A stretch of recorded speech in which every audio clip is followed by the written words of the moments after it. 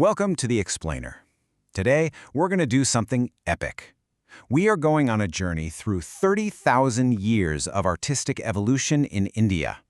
We're going to trace a line from the very first spark of human creativity all the way to some of the most ambitious architectural wonders the world has ever seen.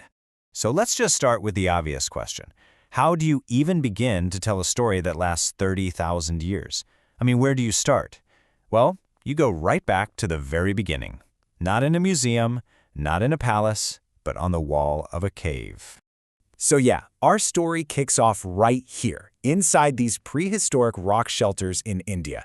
You gotta understand, these weren't just places to get out of the rain. They were the very first art galleries, the first canvases, where our ancestors wrote the first chapter of this incredible story.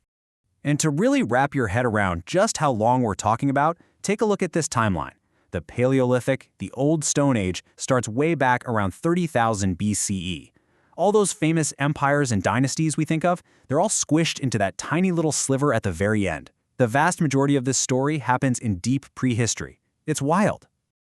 A perfect place to see this in action is the site of Bhimbetka. Can you believe this place was only really discovered in the 1950s? It's this incredible complex with over 750 rock shelters, and they show that people lived here continuously from the Stone Age right up to medieval times. It's like a library of human history, where the books are painted right onto the walls. And what's so cool here is you can literally see art evolving in real time. The earliest stuff, from the Paleolithic period, is these big, bold geometric patterns. But then fast forward to the Mesolithic period, and boom, everything changes.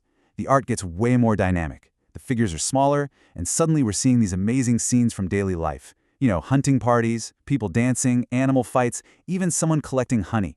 And their paint? They just use what was around them, grinding up minerals to get these beautiful reds, yellows, and whites. Okay, now we're going to take a huge leap forward. I'm talking thousands of years. After the Stone Age, you get the great Indus Valley Civilization. Then a long period of cultural formation.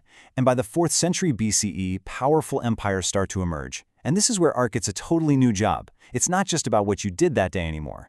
Now it's a potent symbol of power, of philosophy, and of faith. So, under the Mauryan Empire, art goes big.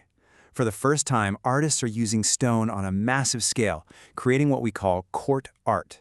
A perfect example is the Didarganj Yakshini. Just look at that polish. It makes the stone gleam. And the way her form is so soft and lifelike, it's incredible. These figures were meant to look both human and something more. They were all about projecting the power and prestige of the empire. As we move into the Kushana period, under patrons like King Kanishka, artists started to wrestle with this really deep, profound question. How do you actually show an enlightened being? How do you create a physical statue of the Buddha? And that challenge, well, it kicked off this amazing period of cultural fusion and artistic creativity. And you can see here, they came up with two totally different answers to that question. In the Northwest, in the Gandhara region, which was a crossroads of cultures thanks to Alexander the Great's campaigns, the style was heavily influenced by Greek and Roman art. They used gray sandstone, and you can see it in the Buddha's wavy hair and toga-like robes. Meanwhile, the Mathura school drew on deeply rooted indigenous traditions, modeling their Buddha on earlier sculptures of yakshas, or powerful nature spirits. Using this distinct spotted red sandstone, they created a more robust, powerful figure, one that's just radiating energy. And it wasn't just about the body. The artists developed this whole other layer of meaning, a kind of symbolic language using hand gestures, or mudras. Each one means something very specific. That raised hand of the Ahabya mudra, that means do not fear. The Bhumi Sparsha mudra, with the hand touching the earth, symbolizes the exact moment of his enlightenment. It was a visual language everyone could understand. Okay, now we are entering what is often called the golden age of Indian art, the Gupta period. You can think of this as a time when artists took everything that came before and just perfected it. They reached this incredible new level of refinement. So the really crucial shift here is what they were trying to capture. It wasn't just about creating a perfect-looking body anymore. The real goal was to express an inner state, this deep spiritual sense of peace and serenity, what the source material calls thoughtfulness. The sculptures just feel calm, they feel meditative, they feel alive with this inner grace. So let's take a little gallery walk, starting with this piece from Mathura.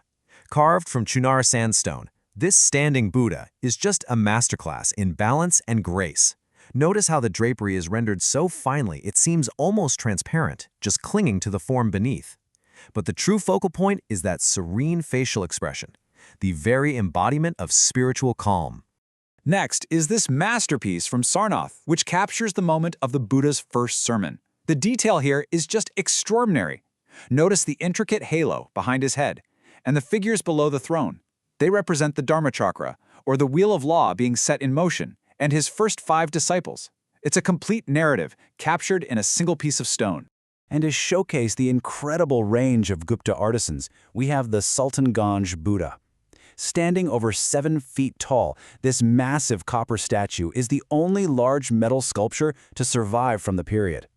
It's a powerful reminder that their mastery of form and expression wasn't limited to stone. They were also masters of metal.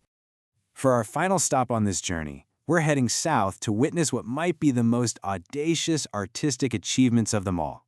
We're not talking about just sculptures, but entire temples carved, not built, from living mountains. Under the Pallava dynasty, artists took on the landscape itself. Here at Mahabalipuram, they carved Arjuna's penance, a sprawling epic myth about the descent of the river Ganges to earth, told across the face of 2 massive granite boulders. Imagine the vision it took to see this complex narrative teeming with gods, humans, and animals on the surface of a single rock. But the Rashtrakuta dynasty that followed took this concept to its absolute, breathtaking limit. This quote says it all. The Kailasa temple at Ellora is not built, but excavated. It is a sculpture on an architectural scale. Let that sink in. This is arguably the largest monolithic sculpture in the world. So how on earth did they do it? This slide shows the revolutionary and frankly mind-boggling technique they used. Instead of building up from the ground with blocks, they started at the top of a solid rock mountain. They carved deep trenches downwards, isolating a massive central block. Then, they began to chisel away everything that wasn't the temple, working from the outside in and the top down, revealing the structure from within the stone.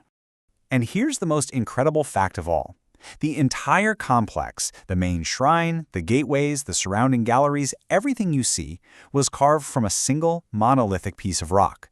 There are no joints, no mortar, no construction. It is one continuous sculpture. Just think about the level of planning and precision that required, with absolutely no room for error. So let's just step back. Our 30,000-year journey has taken us from a simple, elegant line drawing on a cave wall to a sculpture the size of a mountain. It is an absolutely staggering testament to the enduring human drive to create, to express, and to leave a mark of beauty and meaning on the world. You know, this art has survived empires, dynasties, and the ravages of time. So what story does it tell us today? It tells a story of faith, of power, of community, and of the incredible, almost unbelievable evolution of human skill and imagination. It's a testament to our enduring need to give form to our beliefs and to carve our stories into the very landscape. And the question it leaves us with is, what story will we leave behind, and what will we choose to tell it with?